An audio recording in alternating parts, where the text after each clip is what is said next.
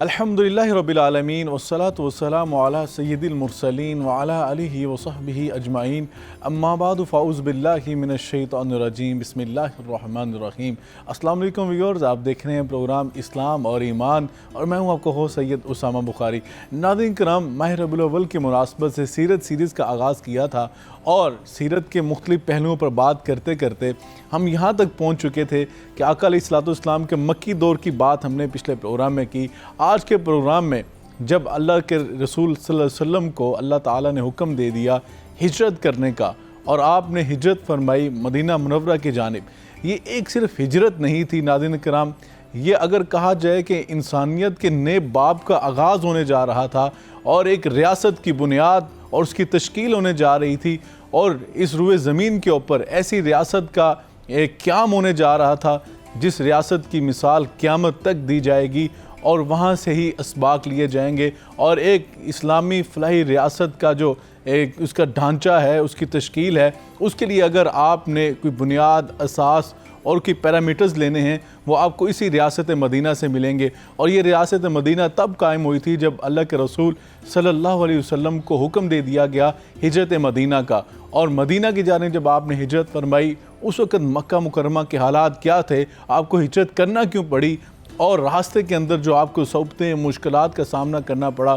وہ کیا تھا، اور جب آقا علیہ الصلوۃ والسلام مدینہ منورہ تشریف لائے، قباء کی وادی تھی یا مدینہ خود یثرب جو علاقہ تھا اس خاص یثرب کے اندر آپ تشریف لائے، کیسے آپ علیہ الصلوۃ والسلام کا استقبال ہوا، وہاں کی دنیا ہی بدل گئی، وہاں میں سمجھتا ہوں کہ اجالے ہی اجالے آگے، آقا علیہ الصلوۃ والسلام کی روشنی، آپ کا نور جو تھا وہاں پہ علم و معرفت اور آپ کی نبوت کا جو نور تھا وہ ایسا پھیلا کہ دنیا نے ایک عجیب ہی ریاست دیکھی جس کی مثال رہتی دنیا تک دی جائے گی۔ اور قرآن کریم میں اس ہجرت کے حوالے سے اللہ رب العزت تذکرہ فرماتے ہوئے کیا کہتے ہیں، وَقُلْ رَبِّ أَدْخِلْنِي مُدْخَلَ صِدْقٍ وَأَخْرِجْنِي مُخْرَجَ صِدْقٍ وَاجْعَلْ لِي مِن لَّدُنْكَ سُلْطَانًا نَصِيرًا۔ قرآن پاک پڑھیں یا سیرت کے اوراق کو آپ اٹھا کر دیکھیں تو ہجرت مدینہ منورہ اس کے اندر ہمارے لیے بہت سارے اسباق ہیں۔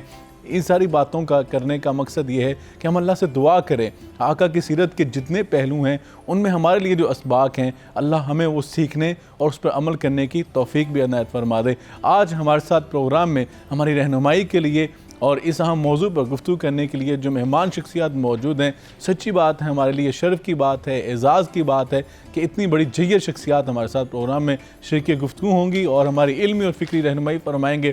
استاذ الاساتذہ ہیں، دونوں شخصیات میرے لیے استاد کی حیثیت رکھتے ہیں، اور پوری میں سمجھتا ہوں کہ اگر پاکستان کی بات کی جائے، پاکستان سے باہر کی بات کی جائے، آپ کے ہزاروں شاگرد جو ہیں اس وقت پوری دنیا میں علم سے لوگوں کو فیض یاب کر رہے ہیں۔ سب سے پہلے میرے ساتھ موجود ہیں پروفیسر ڈاکٹر محمد سعد صدیقی صاحب۔ ڈاکٹر صاحب آپ کا بہت شکریہ، آپ تشریف لائے، اور ان کے ساتھ استاد محترم پروفیسر ڈاکٹر سعید احمد سعیدی صاحب وہ موجود ہیں۔ ڈاکٹر صاحب آپ کا بہت شکریہ، آپ تشریف لائے، اور نعت رسول مقبول صلی اللہ علیہ وسلم کے لیے ہمارے لیے قلوب و اذہان کو منور کرنے کے لیے آج ہمارے ساتھ برادر مکرم وصاف احمد حمدانی صاحب، حمدانی خاندان کے چشم و چراغ ہیں، وہ ہمارے ساتھ موجود ہوں گے۔ لیکن گفتگو کا آغاز جو ہے ہم باقاعدہ ڈاکٹر صاحب کی طرف چلتے ہیں، صدیقی صاحب کی جانب، اور ڈاکٹر صاحب سے جانیں گے مدینہ منورہ کی ہجرت کی بات۔ ڈاکٹر صاحب یہ ایسا موضوع ہے جو دل کی تاریں ہلا دیتا ہے، اور یقیناً جب انسان پڑھتا ہے تو دل ایک طرف سے سرور کے اندر بھی مبتلا ہوتا ہے، اور آنکھیں جو ہیں وہ ہمیشہ جو ہے چھلک رہی ہوتی ہیں، ان سے لڑیاں جو ہیں وہ جاری ہو جاتی ہیں۔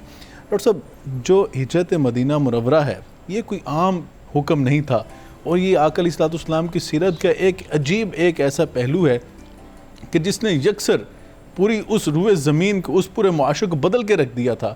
اور میں چاہتا ہوں کہ آپ مکہ مکرمہ کے جو حالات تھے اس وقت، کیا وہ اسباب بنے، کیا پس منظر تھا کہ آقا علیہ الصلوۃ والسلام نے ہجرت فرمائی اس دیش سے کہ جس سے نکلنے کے بعد آقا کی آنکھوں سے آنسو بھی جاری تھے، ہونٹ تھرتھرا رہے تھے۔ میں چاہتا ہوں کہ آپ ناظرین تک وہ اسباب پہنچا دیجئے، اور ہجرت کا جو مقصد تھا وہ کیا تھا وہ بتائیے۔ بسم اللہ الرحمن الرحیم، نحمدہ ونصلی ونسلم علی رسولہ الکریم، اما بعد، بسم اللہ الرحمن الرحیم۔ یقیناً رسول اللہ صلی اللہ علیہ وسلم کی سیرت مطہرہ کے متعلق کچھ بات کرنا، کچھ گفتگو کرنا جی یہ ہمارے لیے ایک بہت بڑا اعزاز ہے. بے شک بے شک. اور ہم جب گفتگو کرتے ہیں جی یا بات کرتے ہیں تو اس سے نہ تو ہمارا مقصد یہ ہوتا ہے کہ ہمیں وہ باتیں پتہ ہے جو ناظرین کو نہیں پتہ، ہم انہیں جی کچھ باتیں بتائیں گے، جی اور نہ ہی اس سے رسول اللہ صلی اللہ علیہ وسلم کی شان اقدس میں کوئی بالکل صحیح اضافہ ہوگا. یہ ہماری ضرورت ہے. اللہ اکبر. بے آپ شک. کا ذکر کرنا، آپ کے ذکر خیر پر مجلس منعقد کرنا، اس طرح کے مذاکرہ کرنا، یہ ہماری ضرورت ہے اور جی. بنیادی ضرورت بے ہے. شک. جہاں تک رسول اللہ صلی اللہ علیہ وسلم کے اس سفر ہجرت کا تعلق ہے تو یقیناً یہ دین اسلام کی اشاعت و تبلیغ کا ایک بہت بڑا اور بہت اہم سنگ بنیاد ہے. جی ہوا یوں کہ رسول اللہ صلی اللہ علیہ وسلم نے مکے کے اس ماحول اور معاشرے کے اندر اپنے عمر مبارک کے 40 سال گزارے نبوت سے پہلے، اور 40 سال گزارنے کے بعد آپ کو اللہ تعالیٰ نے نبوت سے سرفراز فرمایا. اور جب اللہ کی طرف سے یہ حکم ہوا کہ قم فانذر وربک فکبر، لوگوں کو ڈرائیے اللہ کے عذاب سے اور بتائیے کہ اگر انہوں نے بت پرستی نہ چھوڑی تو اللہ کا عذاب ان کو آ لے گا. اللہ. تو رسول اللہ صلی اللہ علیہ وسلم کوہ صفا پر چڑھے، اور کوہ صفا پر چڑھ کر آپ نے ایک آواز لگائی، ایک نعرہ لگایا، اور وہ ایک لفظ تھا جو اس ثقافت میں بولا جاتا تھا اس وقت جب کوئی کسی شدید مشکل کے اندر گرفتار ہے. Alarming situation. الارمنگ سچویشن، جیسے ہمارے ہاں ایویشن کی دنیا میں ایک مے ڈے، بالکل. پائلٹ مے ڈے جب کہتا ہے تو اس کا مطلب ہے کہ وہ شدید مشکل کے اندر گرفتار ہے اور بہت ہائی الرٹ ایمرجنسی ہے. یا صباحا یا صباحا یا صباحا. اللہ. اچھا، آپ کی اس پکار کو مکے کے ہر کان تک پہنچانا اللہ اکبر. اللہ. یہ اللہ کا کام تھا. سبحان اللہ. اللہ نے پہنچایا. بے شک. اور جو لوگ کام کر رہے تھے، مزدوری کر رہے تھے، محنت کر رہے تھے، کوئی کچھ کر رہا تھا، کوئی کچھ کر رہا تھا، سب اپنے کام چھوڑ چھاڑ کے اور کوہ صفا کے نیچے دامن میں آ کے کھڑے ہو گئے. رسول اللہ صلی اللہ علیہ وسلم چوٹی پر کھڑے ہیں. تو آپ پوچھتے ہیں کہ اگر دیکھو پہاڑ کی دوسری طرف کا منظر میرے سامنے ہے، جی اگر میں یہ کہوں کہ اس طرف سے ایک بہت بڑا لشکر تمہارے اوپر حملہ آور ہونے والا ہے، کچھ نہیں چھوڑے گا وہ تمہارا، میری بات کو مانو گے؟ وہ کہا بالکل مانیں گے. اللہ. ما رأینا منک الا الصدق، سبحان اللہ. ہم نے آپ کی زندگی میں سچائی ہی سچائی بے دیکھی. شک بے شک. اچھا، اس گواہی کے لینے کے بعد پھر آپ نے اللہ کے عذاب سے ڈرایا اور انہیں اللہ کی وحدانیت کی دعوت دی اور یہ بتایا کہ میں اللہ کا نبی بن کر آیا ہوں. تو ابو لہب لعین کہتا ہے تبت یدا کا یا محمد الہذا جماعتنا، اللہ. اللہ. تمہارے ہاتھ ٹوٹ جائے، نعوذ باللہ نعوذ باللہ ثم نعوذ باللہ، استغفر. اس لیے جمع کیا تھا ہمیں. تو اللہ کی غیرت، اللہ اکبر. اللہ اکبر. اللہ کی غیرت جوش میں آئی اور اللہ کی غیرت نے کہا تبت یدا ابی لہب، لہب و تب. آپ کے ہاتھ کیوں کو ٹوٹے ہیں؟ اللہ نہ کرے اللہ اکبر. ہاتھ ٹوٹے اس ابو لہب کے. اللہ. اور یہ بات یعنی بالکل ایک حقیقت ہے، تمام مفسرین اس بات پر مجتمع ہیں کہ یہ تبت یدا ابی لہب کا جو شان نزول ہے وہ یہی ہے. کسی نے اختلاف کیا ہے تو کرتا رہے. یہاں سے آپ سمجھ لیجئے کہ دعوت دین کی مخالفت کا آغاز ہو رہا ہے. صحیح. اور یہ مخالفت بڑھتے بڑھتے بڑھتے بڑھتے، لیکن ادھر معاملہ یہ ہے کہ بجائے اس کے کہ اس مخالفت کی وجہ سے لوگ دین سے برگشتہ ہوں، دین میں نہ آئیں، دین میں آنے والوں کی تعداد جو ہے وہ بڑھ رہی ہے. دوڑ لگی ہوئی ہے. وہ اور بڑھ رہی ہے، دوڑ لگی ہوئی ہے، مسلسل بڑھ رہے ہیں لوگ. جی. اور وہ جو ہرقل نے سوال کیا تھا ابو سفیان سے جی. کہ کوئی ایسا بندہ ہے کہ جو اس دین سے ناراض ہو کے واپس چلا واپس گیا؟ آیا ہو. اللہ اکبر. اللہ. انہوں نے کہا نہیں، ایسا کوئی بندہ نہیں. انہوں نے کہا حق جو مذہب ہوتا ہے وہ ایسا ہی ایسا ہی ہوتا ہے، ہوتا ہے. جس کے دل میں داخل ہو جائے پھر نکلتا نہیں ہے. سبحان اللہ. اچھا، اب یہ حالات تھے، صحابہ شدید مشکلات کا سے دوچار تھے. جی. حضرت بلال رضی اللہ تعالیٰ عنہ کو مکے کی گرم ریت پر لٹایا جاتا تھا، گرم سلاخوں سے داغا جاتا تھا، اور ان کی زبان سے ایک ہی لفظ نکلتا تھا احد احد اللہ. احد. اللہ. پھر یہ ہوا کہ رسول اللہ صلی اللہ علیہ وسلم کو لالچ بھی دیا گیا، یہ بھی کہا گیا کہ آپ کو ہم اپنا سردار، اپنا آقا ماننے کے لیے تیار ہیں، آپ یہ چھوڑ دیں. آپ کو دولت دینے کے لیے تیار ہیں، آپ یہ چھوڑ دیں. آپ کسی بھی عرب کی حسین سے حسین عورت کی طرف اشارہ کریں وہ آپ کے قدموں میں لا کر ڈال دی جائے، اس لیے کہ یہی چیزیں ہوتی ہیں، یعنی بندہ یہی چیزیں دعوت چاہتا ہے، دین کے رکاوٹ پیدا کرنے کے سارے حربے استعمال سارے کیے حربے گئے۔ استعمال ہوئے۔ اور آخری حربہ یہ کہ اب رسول اللہ صلی اللہ علیہ وسلم کو صفحہ ہستی سے ختم کر دیا جائے، اللہ اور اس بات کے اوپر اتفاق کر کے قریش مکہ کے تمام سرداران اور تمام نوجوان جو تھے کاشانہ نبوت کا گھیراؤ کر کے بالکل کھڑے ہو صحیح۔ گئے۔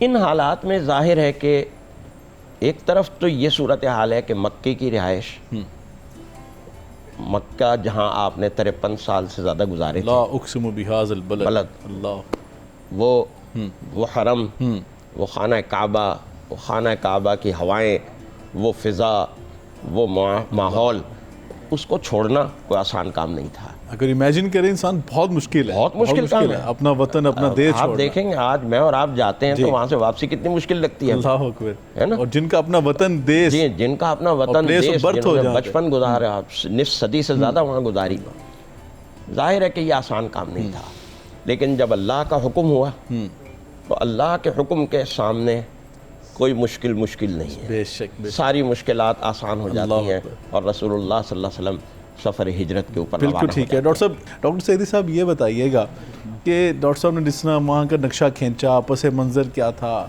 اسباب جو وہاں پہ پیدا ہوئے جن کی وجہ سے ہجرت کرنی پڑی، لیکن جب ہجرت آقا علیہ السلام فرما رہے تھے وہ کیا عجیب منظر تھا کہ حضرت علی المرتضیٰ کرم وجہ الکریم جو ہیں وہ آپ کے بستر مبارک پر ہیں، حضرت ابوبکر صدیق رضی اللہ تعالیٰ عنہ وہ آپ کے ساتھ جا رہے ہیں، اور وہ کفار جو تھے وہ آپ کے دشمن بن چکے تھے اور وہ آپ کی جان کے در پہ تھے، اور جس طرح ڈاکٹر صاحب نے فرمایا کہ آخری اربع یہاں تک آ گیا تھا کہ نعوذ باللہ آپ کو قتل کرنے کی سازشیں جو تھیں وہ بڑی عروج پہ تھیں، وہ کیا پس منظر تھا، اور جو آقا نے ہجرت فرمائی وہ اہم حالات و واقعات تو ہمیں بتائیے۔ بسم اللہ الرحمن الرحیم، بہت شکریہ۔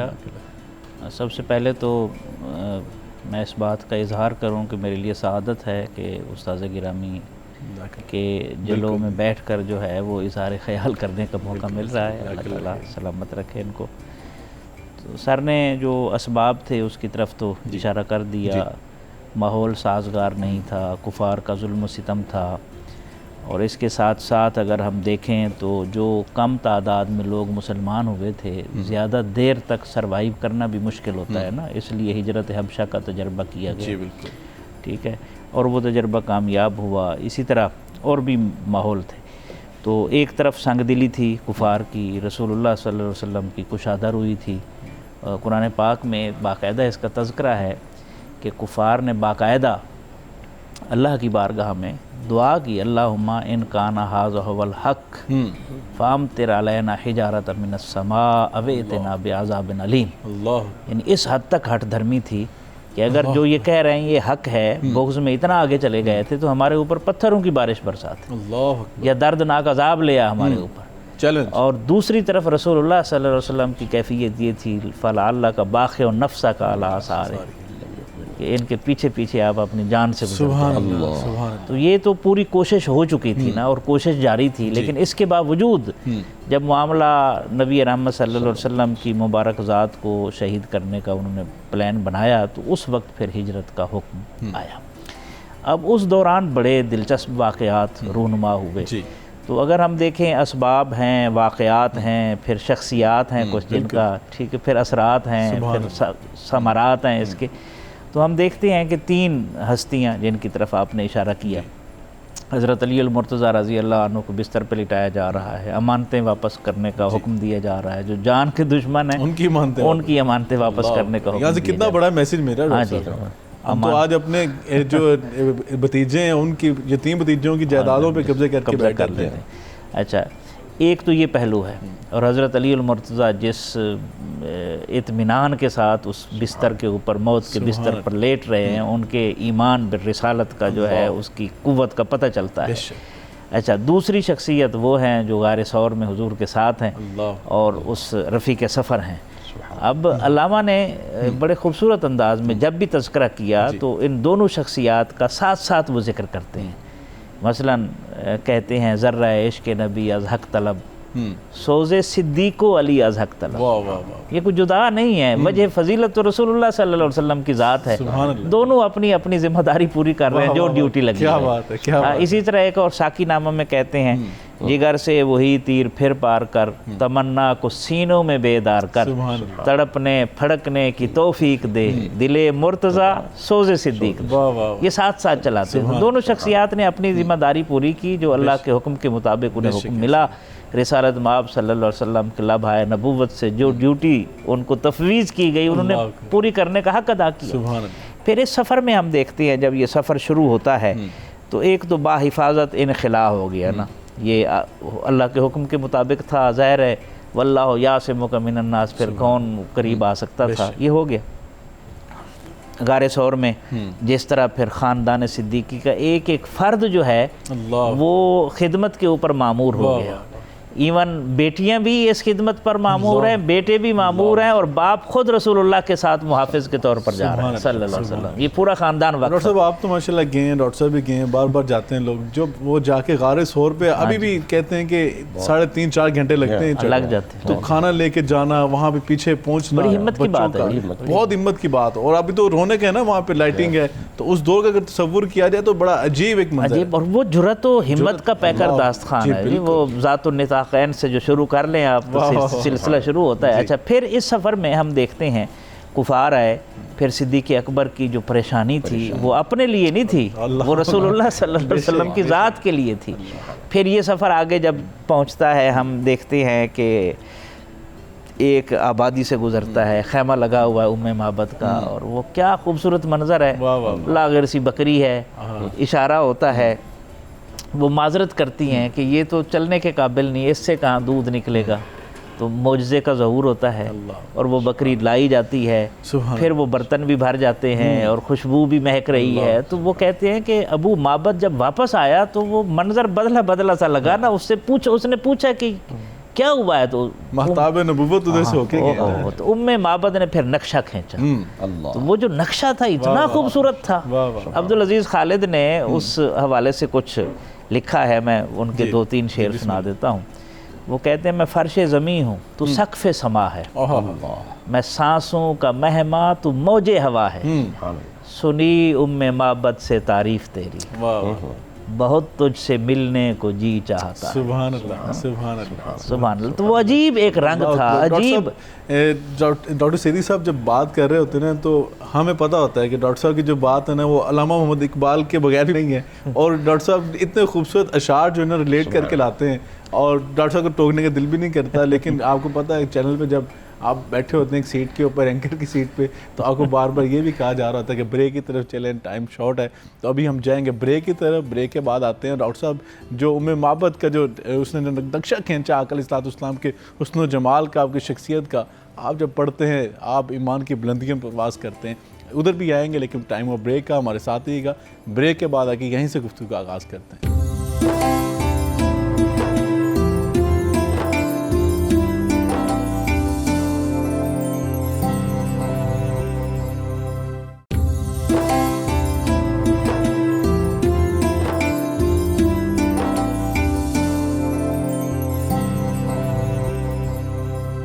Welcome back viewer. پروگرام اسلام اور ایمان میں آپ کا ایک مرتبہ پھر خیر مقدم کرتے ہیں, خوش آمدید کہتے ہیں. سیرت کا اتنا خوبصورت, یہ میں سمجھتا ہوں نرالا پہلو ہے ہجرت مدینہ منورہ. اتنا خوبصورت پہلو ہے, اتنا جذاب ہے کہ جب انسان اس کو پڑھنے لگتا ہے, سننے لگتا ہے, کھو سا جاتا ہے. اور ایسے ایسے واقعات, ایسے ایسے اسباق ہیں اس کے اندر کہ انسان دنگ رہ جاتا ہے. ڈاکٹر صدیقی صاحب کی طرف بھی آئیں گے. ڈاکٹر صاحب یہ بتائیے گا کہ اگر ہم بات کریں جب مدینہ منورہ میں آقا علیہ السلام تشریف لا رہے ہیں اور وہ صحابہ انتظار کر رہے ہیں, ظاہری بات ہے یہ ٹیکنالوجی والا دور تو نہیں تھا کہ وہاں پہ کوئی واٹس ایپ چلتا ہو, وہاں پہ کوئی اسی طرح کوئی اپلیکیشن ہو, موبائل فون ہو. انتظار تھا, ایک کرب تھا, ایک عجیب کیفیت تھی کہ کتنے دن انتظار کیا جا رہا تھا. آقا تشریف لائے, وہ دیدنی منظر تھا, خوبصورت منظر استقبال کا, وہ بھی ذرا بیان کیجئے. اور جو آقا علیہ السلام نے وہاں پر تشریف لا کر ایک مرکز کی بنیاد رکھی, اور جو ایک مرکز ضروری تھا, جو وحدت کا مرکز ہوتا, جہاں آقا کی شخصیت کے پاس تشریف لا کر وہاں سے سارے احکامات دیے جاتے, ہدایات دی جاتی, وہ ذرا بیان کیجئے. دیکھیے بات یہ ہے کہ رسول اللہ صلی اللہ علیہ وسلم کا سفر ہجرت، جیسے ڈاکٹر صاحب بھی فرما رہے تھے، بڑی ایک سیل رواں کی طرح، اور ایک یعنی یہ صرف سفر ہجرت نہیں ہے، سفر معجزات بھی ہے۔ اللہ جی، آپ کی شخصیت کے مختلف معجزات اور مختلف پہلو جو ہیں وہ سامنے آ رہے ہیں۔ ظاہر ہے ہمارے پاس تفصیل کی گنجائش نہیں ہوتی۔ یثرب میں داخل ہونے سے پہلے ایک بات تو سب سے پہلے یہ سمجھ لیجئے کہ جس لمحے رسول اللہ صلی اللہ علیہ وسلم نے یثرب میں قدم رکھا، یثرب یثرب نہیں رہا، اللہ اکبر، مدینۃ النبی ہو گیا۔ بے شک، بے شک، ایک بالکل یعنی یوں سمجھ لیجئے کہ اس شہر کی پوری حیت قضائی تبدیل ہو گئی۔ سبحان اللہ۔ دوسری بات یہ ہے کہ ایک بڑی اہم بات ہمیں نظر آتی ہے اس سفر ہجرت کے دوران، کہ آپ نے قباء کے مقام پر قیام فرمایا چند روز، جی، اور وہاں آپ نے قیام کے دوران ایک خطبہ ارشاد فرمایا۔ علماء محدثین نے، علماء سیرت نگار نے اس خطبے کو نقل کیا ہے، اور اس خطبے میں آپ نے تقویٰ کی بات کی، وہ مشہور ہی خطبہ تقویٰ کے نام سے، سبحان اللہ۔ اور وہ چند ایک طویل خطبوں میں سے ہے آپ کے۔ اچھا، عام طور پر آپ لمبا خطبہ نہیں دیا کرتے تھے، وہاں پہ آپ نے تقویٰ کا خطبہ وہاں لمبا پہ دیا۔ آپ نے تقویٰ کا خطبہ دیا اور طویل خطبہ دیا، یعنی اگر آپ اس کا متن پڑھیں تو آپ کو لگے گا کہ شاید یہ تقریباً 20-25 منٹ کی تقریر ہے۔ اللہ، لیکن جو اصل بات ہے قابل غور وہ یہ ہے کہ اس پوری تقریر میں آپ نے اہل مکہ کے ان مظالم کا اشارتاً بھی ذکر نہیں کیا جو اب سے 1-1.5 ہفتہ پہلے تک مسلسل 13 برس جاری رہے، آپ سبحان کے اللہ، اوپر بھی اور آپ کے صحابہ پر۔ سبحان اللہ۔ اچھا، عام طور پر سیرت نگار اس بات کو بیان کرتے ہیں اور یہ بات کہتے ہیں کہ یہ آپ کی وسعت نظری ہے، یا آپ کا حوصلہ ہے، یا آپ کا صبر ہے، یا آپ کا استقامت ہے، یقیناً ہے۔ جی، لیکن اس کو ایک اور نظر سے اگر دیکھا جائے، ایک اور پہلو اس کا سامنے آتا ہے، اور وہ پہلو یہ آتا ہے کہ آقائے نامدار علیہ الصلاۃ والسلام، علیہ الف الف تحیۃ والسلام، اللہ، آپ کا فراست نبوت، آپ کی بصیرت نبوت اس بات کو دیکھ رہی تھی کہ آئندہ چند دنوں میں یثرب میں داخل ہوں گا، اور جب میں یثرب میں داخل ہوں گا تو یثرب یثرب نہیں رہے گا، مدینہ النبی بن جائے گا، اور پہلی اسلامی ریاست کا آغاز ہو جائے گا۔ سبحان اللہ، سبحان اللہ۔ آپ پہلی اسلامی ریاست کا آغاز اس پیشن کے اوپر یا اس جذبے کے اوپر نہیں کرنا چاہتے تھے کہ یہ مکے والوں کے ستائے ہوئے کچھ لوگ ہیں اور یہاں آ کر انہوں نے اپنی ریاست بنا لی ہے، ان کے ساتھ ہمدردی کا برتاؤ کرو، ان سے محبت کرو، ان کے زخموں پر مرہم رکھو۔ آپ اس جذبے یا اس پس منظر کے اوپر ریاست اسلامی کا آغاز نہیں چاہتے تھے۔ اچھا، آپ ریاست اسلامی کا آغاز ایک باروب اسلامی ریاست کے طور پر کرنا چاہتے سبحان تھے، اللہ، سبحان اللہ۔ اور اس حکمت کے پیش نظر آپ نے اس خطبے کے اندر، یعنی یوں سمجھ لیجئے کہ مکے سے نکلنے کے بعد یہ آپ کا پہلا پبلک ایڈریس ہے، پہلا موقع ہے کہ آپ کو پبلک سے ایڈریس کرنے کا، آپ کو اس ماحول سے نکل کر موقع ملا ہے، لیکن آپ نے اس پہلے پبلک ایڈریس میں ان مظالم کا اشارتاً بھی ذکر نہیں کیا، اور اسی لیے نہیں کیا کہ ریاست اسلامی قائم ہونے والی ہے۔ ریاست اسلامی میں اس جذبے کے اوپر نہیں قائم کرنا چاہتا کہ یہ بہت زخمی لوگ ہیں، یہ بہت ستائے ہوئے لوگ ہیں، بہت پریشان حال ہیں، ظالم کا ذکر کرنے کی طاقت کا، طاقت کا، اللہ، ایک رعب و دبدبے کا مظاہرہ۔ سبحان اللہ۔ اور چنانچہ اگر ہم ہجرت مدینہ کے بعد جو ابتدائی دور کی پالیسی ہے، ہم اس پالیسی کے اوپر غور کریں تو ہمیں وہ پالیسی میں یہی بات بڑی بنیادی اور اہم کار فرما نظر آتی ہے۔ اور بخاری صاحب، آپ اس کا نتیجہ دیکھیں گے سن 4 ہجری کے اندر۔ اچھا، سن 4 ہجری میں آپ ذرا دیکھیں، غزوہ بدر ہوتا ہے سن 2 ہجری میں، جی، غزوہ احد ہوتا ہے سن 3 ہجری میں۔ غزوہ بدر میں مسلمان فاتح رہتے ہیں، 70 قریش مکہ کے سردار جو ہے مارے جاتے ہیں اور 70 قید میں آ جاتے ہیں۔ غزوہ احد میں مسلمانوں کو نقصان ہوتا ہے، جی، 70 مسلمان شہید ہو جاتے ہیں۔ بظاہر ہونا یہ چاہیے، یعنی آپ اگر ایک وار اسٹریٹجی کے طور پر دیکھیں تو مکے والوں کا جو مورال بدر میں نیچے گیا تھا، احد میں واپس اوپر آنا چاہیے تھا۔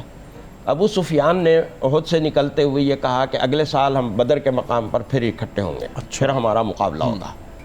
اگلے سال سن 4 ہجری میں رسول اللہ صلی اللہ علیہ وسلم بدر کے مقام پر آ کر بیٹھ گئے، اچھا، ابو سفیان نکلا مکے سے لیکن راستے میں سے واپس ہو گیا اور کہنے لگا نہیں یہ سال لڑنے کا نہیں ہے. اللہ اکبر. اللہ. یہ وہ روب و دبدبا تھا. اللہ اکبر. یہ وہ روب و دبدبا تھا. یہ وہ پالیسی تھی کہ جس پالیسی پر پہلے دن سے بلکہ پہلے دن سے بھی پہلے سے عمل شروع ہو گیا تھا, جو بنیاد اور اساس رکھی جا رہی تھی. سن 4 ہجری میں اس کے اثرات اور اس کے ثمرات اور نتائج سامنے آنا شروع ہوئے. نقطہ ڈاکٹر صاحب نے بیان کیا ہے, اور یقیناً بعض اوقات جب ہم ہجرت کے واقعات کو پڑھتے ہیں تو ہم سرسری نگاہ سے چیزیں پڑھ جاتے ہیں, اور جو اتنا خوبصورت نقطہ ڈاکٹر صاحب نے بیان کیا ریاست مدینہ کی اساس اور بنیاد کے طور پر, آج ہم کہتے ہیں کہ جب تک ہم ظالم کا ذکر نہ کریں ہمیں وہ جو ہمدردی کا ووٹ جو ہے, ہمدردی کا وہ جو ووٹ بینک ہے وہ ہمارا نہیں کریٹ ہوتا. لیکن وہاں پر آقل صلی اللہ علیہ وسلم نے ذکر ہی نہیں کیا, مطلب اشارتاً بھی کنایتاً بھی, اور جس طرح ایک میں سمجھتا ہوں حریت کا پیغام دیا اور ان کے اندر جو غیرت اور اہمیت پیدا کی جا کر, وہ ایک عجیب منظر ڈاکٹر صاحب نے کھینچا ہے. ڈاکٹر صاحب میں آپ کی طرف آؤں گا کہ ہجرت مدینہ کے جو ثمرات جو تھے وہ امت نے جو دیکھے وہ کیا ثمرات تھے؟ اچھا, اس کی کئی جہتیں ہو سکتی ہیں, چونکہ یہ پورے کا پورا پلان تھا. جی. مکہ میں ہم دیکھتے ہیں کہ ایک طرف سنگ دلی تھی, ایک طرف کشادہ دلی تھی, ایک طرف عصبیت تھی, ایک طرف مساوات لانے کی کوشش تھی, ایک طرف ظلم و ستم تھا, دوسری طرف عدل و انصاف کی بالادستی کے لیے کوشاں ہونا تھا, اور ایک طرف بدترین اخلاق تھا اور دوسری طرف بہترین اخلاق کا مظاہرہ. یہ چیزیں کوشش تو ہوتی رہی, لیکن چونکہ عملی طور پر مکے میں فیزیبل نہیں رہا تھا, پھر حالات ایسے پیدا کر دیے گئے, تو نبی کریم صلی اللہ علیہ وسلم نے ایک کام یہ کیا کہ مکہ میں بھی مکالمہ کو پیش نظر رکھا. کسی موقع پر اس کو ہم ڈسکس کریں گے. ترجیح دی مکالمہ کو, تصادم کی طرف نہیں گئے, ڈائلاگ کی, اور اس ڈائلاگ کا اثر ہوا کہ شاہ حبشہ مسلمان ہو گیا, ادھر بھی ڈائلاگ کام آیا. مدینے میں جب مدینہ تو نبی بن گیا یثرب, تو وہاں پر بھی یہ سلسلہ ڈائلاگ کے ذریعے سے میثاق مدینہ اور پھر باقی معاملات آگے چلے. یعنی کہیں بھی احساس محرومی نہیں ہے, احساس مظلومی نہیں ہے کہ ہم پسے ہوئے ہیں, بلکہ ایک بڑے لیول پہ جا کر جس کی طرف سر نے اشارہ کیا, بڑی ریاست کی بنیاد, ایسے لگتا ہے جیسے بین الاقوامی ریاست کی بنیاد رکھی جا رہی ہے, اور آفاقی ریاست کے لیے سوچ بھی آفاقی, عالمگیر پیغام, جو سوچ بھی آفاقی اور جذبات بھی آفاقی ہیں. تو یہ ظلم و ستم تو جزوی تھا نا, علاقائی تھا, تو آفاقی ریاست کے قیام کے لیے جزوی چیزیں آنا کوئی زیبا نہیں تھیں, اس لیے یہ نہیں ہے.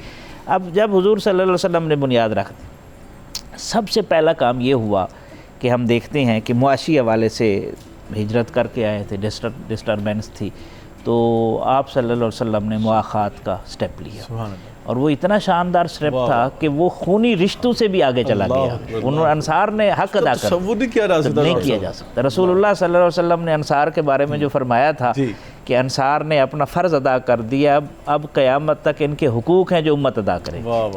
تو یہ ایک فضیلت ہے, انہوں نے حق ادا کیا. تو ایک معاشی استحکام. اچھا, پھر مہاجرین نے جس خودداری کا مظاہرہ کیا, وہ دست نگر نہیں بنے, انہوں نے بازار کا راستہ پوچھا.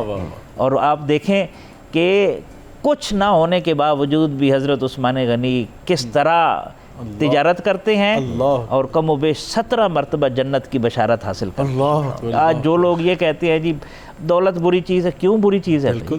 حضرت پوری اسلامی ریاست کی بنیاد رکھی جائی ہے, مارکیٹ کی بنیاد. تو معاشی استحکام آیا ایک پہلو. دوسرا سماجی استحکام, مسلمان ادھر پسے ہوئے تھے, کوئی اظہار نہیں کر سکتے تھے, ادھر سماجی حوالے سے ان کا مقام اور مرتبہ بڑھا. جب انہوں نے یہود کے ساتھ معاہدہ کیا, عرب کے قبائل کے ساتھ, تو برابر کی سطح پر آ گیا نا, ایکویلٹی آ گئی. تو یہ ضروری تھا.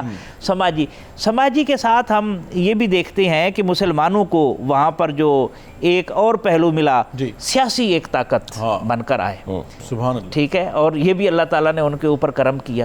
تو یہ سارے پہلو دیکھیں. پھر جیسے جیسے ریاست مدینہ آگے بڑھتی گئی, جیسے جیسے یعنی پسے ہوئے مسلمان اسلحہ باندھ کے سو رہے ہیں, کسی وقت حملہ ہو سکتا ہے, قسم پرسی کی حالت ہے, ایک ایک پیالہ جو ہے وہ 70 لوگوں کو معجزہ کے ذریعے سے سیراب کر رہا ہے.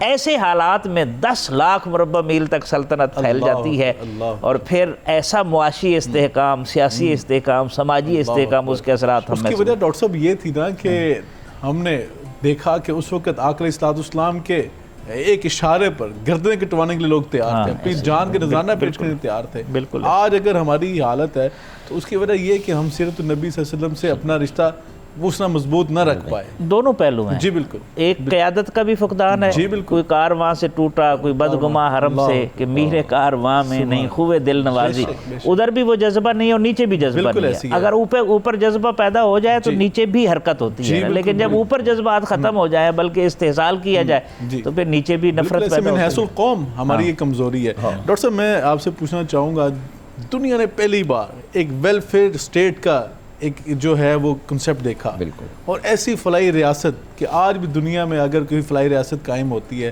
ویلفیئر اسٹیٹ تو وہ سبق وہیں سے لیتی ہے. وہ کیا کی پوائنٹس تھے, وہ کیا پیرامیٹر اللہ کے رسول نے سیٹ کیے فلاحی ریاست کے لیے؟ میں چاہتا ہوں کہ چیدہ آپ بیان فرما دیجیے. اصل میں دیکھیے بات یہ ہے کہ جیسے ڈاکٹر صاحب نے بھی فرمایا کہ دین اسلام کے نزول کا, اس کی دعوت اور اس کی اشاعت کا ایک دور تو مکی دور ہے. جی. یہ جو مکی دور ہے یہ فرد کی تربیت کا دور ہے. اچھا. فرد کی اصلاح کا دور, کردار سازی ہو رہی ہے, ایمان مضبوط ہو رہا ہے, آپس میں باہم ایک اعتماد کی فضا پیدا ہو رہی ہے, اور یہ بہت ضروری ہوتا ہے. جی بالکل. مدینہ کی جو ریاست قائم ہوئی ہے اور ہجرت مدینہ جو ہے اس نے اسلام کو ایک بین الاقوامی طاقت بنایا ہے. اور یہاں جو ایک بحیثیت منتظم, بحیثیت ایک نظم اجتماعی, جی, جس میں خارجہ پالیسی بھی ہے, جس میں اقتصادی پالیسی بھی ہے, جس میں سیاسی پالیسی بھی ہے, یہ ساری باتیں ہیں. اور ان باتوں کے اندر جو سب سے اہم چیز ہے وہ ہے ریاست کا پرامن استحکام. سبحان اللہ. بالکل. ریاست کے پرامن استحکام کے لیے رسول اللہ صلی اللہ علیہ وسلم نے 3 اقدامات کیے بنیادی طور پر. ایک تو معاہدات, جیسے کہ سیدی صاحب نے بھی اشارہ کیا میثاق مدینہ کی جانب. یہ دنیا, یعنی میرے خیال ہے دنیا انسانیت کا پہلا بین الاقوامی تحریری معاہدہ ہے. اللہ. اور دوسرے نمبر پر آپ نے غزوات و سرایا کا ایک سلسلہ قائم کیا. غزوات و سرایا کے سلسلے کے ساتھ ساتھ آپ نے سفارتی تعلقات, سفراء بھیجے, مبلغین اور داعین, قراء اور حفاظ بھیجے, اور اس طرح سے اسلام کے قانون بین الاقوام کا آغاز ہوا. صحیح. اور دنیا پہلی مرتبہ کسی قانون بین الاقوام سے واقف ہوئی. آج دنیا کے ہمارے مغربی مصورین اور مغربی فکر سے مرعوب لوگ جو ہیں قانون بین الاقوام کو مغرب کی طرف منسوب کرتے ہیں, لیکن در حقیقت اسلام نے سب سے پہلے قانون بین الاقوام کا تصور دیا ہے. اسلام نے بنیاد رکھی ہے. اور آج مغرب نے بھی, جیسے آپ بھی فرما رہے تھے کہ آج مغرب بھی قانون بین الاقوام جب بناتا ہے تو وہ اسلام کے اسی تصور کو سامنے رکھتا ہے. نام نہ لے بے شک, لیکن رکھتا اسی کو, بنیاد اسی کو بناتا ہے. یہ جو صورتحال ہے, اس صورتحال نے جو بہت تیز ثمرات, ظاہر ہے اس میں رسول اللہ صلی اللہ علیہ وسلم کی حکمت عملی بھی شامل ہے, جی, اور رسول اللہ صلی اللہ علیہ وسلم کی معجزانہ شان بھی شامل ہے. بے شک بے شک. اس میں یعنی کوئی شبہ کی بات نہیں, کوئی دو رائے نہیں ہے. آپ دیکھیے کہ کہاں سے کام کا آغاز ہو رہا ہے کہ 2 ہجری میں غزوہ بدر ہوتا ہے, تو غزوہ بدر کے اندر جو پوری میدان بدر کے اندر مسلم طاقت اکٹھی ہوئی ہے وہ 313 ہے. چلیں آپ کہہ لیں کہ اتنے ہی لوگ اور بھی تھے مسلمان جو ابھی حبشہ سے نہیں آئے تھے, کچھ مکے میں تھے, چلیں اتنے ہی اور لگا لیں. 1200 سے زیادہ مسلمان آبادی نہیں تھی, جی, ہے نا. بالکل. یہاں سے کام کا آغاز ہوا ہے. اور 10 برس کے بعد جب آپ حجۃ الوداع میں خطبہ حجۃ الوداع ارشاد فرما رہے ہیں تو آپ کے سامنے جو صحابہ کھڑے ہوئے ہیں وہ 1,24,000 کم و بیش صحابہ ہیں. بڑی جماعت ہے, بہت بڑی جماعت ہے. اور یہ جماعت بھی ایسی جماعت ہے, کوئی معمولی لوگوں کی جماعت نہیں ہے. اس جماعت کے اندر بہترین سیاستدان بھی ہیں, اس جماعت کے اندر بہترین ادیب بھی ہیں, اس جماعت کے اندر بہترین فوجی جرنیل اور فوجی لڑنے والے اور سپاہی بھی ہیں, اس جماعت کے اندر بہترین مدبرین بھی ہیں, اس جماعت کے اندر قانون بین الاقوام کے بہترین ماہرین بھی ہیں, اس جماعت کے اندر بہترین صوفیہ بھی ہیں, اس جماعت کے اندر بہترین مبلغین اور داعین بھی ہیں, بہترین مفسرین بھی ہیں, بہترین محدثین بھی ہیں. یہ معمولی جماعت نہیں تھی, ایک بہت بڑی جماعت تھی. اور یہ پوری جماعت من حیث الجماعت رسول اللہ صلی اللہ علیہ وسلم کے اسوہ مبارکہ کا عملی نمونہ تھی۔ واہ واہ واہ، اور انہی کے بارے میں تو پھر قرآن نے کہہ دیا نا فَإِنْ آمَنُوا بِمِثْلِ مَا آمَنْتُمْ، ان کا جو نقش قدم ہے السابقون الاولون من اس پہ چلیں گے تو وہی المہاجرین اللہ تعالیٰ کے ہاں ہدایت یافتہ شمار کیا جائے گا۔ ان جیسے ایمان لا کے دکھاؤ، ان کے پیرامیٹرز کے اوپر آپ نے آنا ہے۔ اور یقیناً میں انتہائی شکر گزار ہوں ڈاکٹر صاحب کا، ڈاکٹر سعیدی صاحب کا، استاد محترم میں استاد کی حیثیت ہے میرے لیے، اور یقیناً بہت ساری دنیا نے ان سے علم کا فیض پایا۔ اتنی خوبصورت گفتگو اور ایسے ایسے نکات بیان کیے گئے ہیں ہجرت مدینہ کے حوالے سے، بہت ساری گفتگو بھی تشنا ہے۔ انشاءاللہ اگلے پروگرام میں اس کو انشاءاللہ مکمل کریں گے، لیکن آپ سے میں نے کیونکہ وعدہ کیا تھا آج کے پروگرام کے اختتام جو ہے ہم نعت رسول مقبول صلی اللہ علیہ وسلم پہ کریں گے۔ میں ڈاکٹر صاحب بہن کا شکریہ ادا کروں گا کہ انہوں نے اپنے قیمتی وقت میں سے ہمیں وقت عنایت فرمایا اور ہماری رہنمائی کی۔ ہم چلتے ہیں وصاحب بھائی کی طرف، ہمیں نعت سنائیں کہ نعت کے بعد انشاءاللہ پروگرام اختتام کی طرف جائے گا۔ آپ سے یہ گزارش ہے کہ ماہ ربیع الاول کی مناسبت سے اپنی زبانوں کو دروشی سے تر رکھیے، دعا کیجئے کہ اللہ تعالی ہمیں سیرت کے ان اسباق کے اوپر عمل کرنے کی توفیق عطا فرمائے۔ جی ہمدانی صاحب۔ بنے ہیں دونوں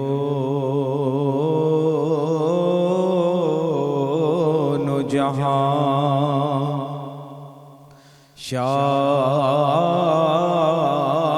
دو سرا کے لیے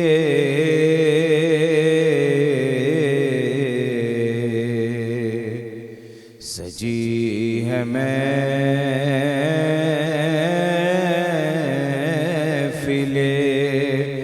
کونین مصطفیٰ کے لیے،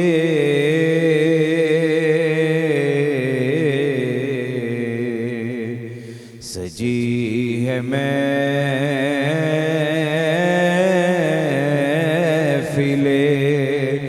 کونین مصطفیٰ کے لیے،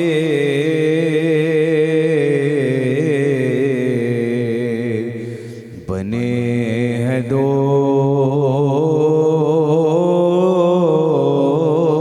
جہاں۔ حضور نور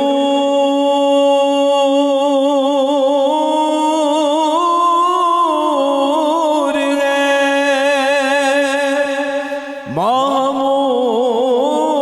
محمود ہے، محمد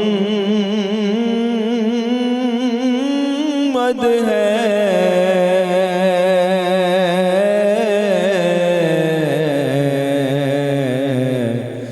جگہ جگہ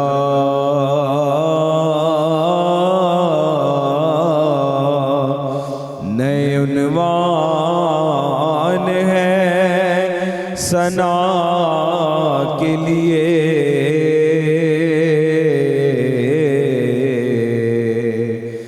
جگہ جگہ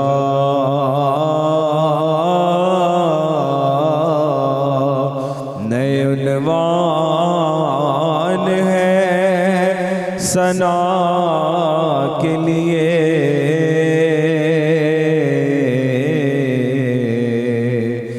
بنے ہیں دونوں جہاں۔ میرے کریم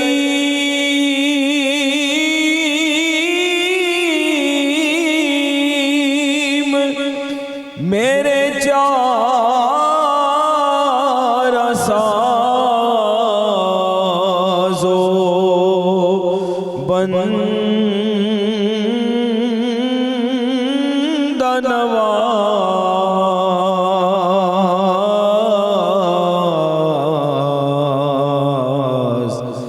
تڑپ رہا ہوں تیرے شہر کی ہوا کے لیے،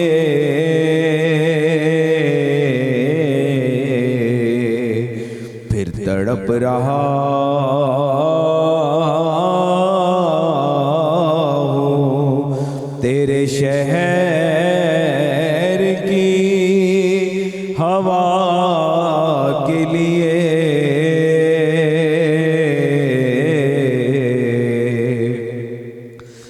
بنے ہیں دونوں جہاں شاہ دو سرا کے لیے سجی ہے محفل کونین مصطفیٰ کے لیے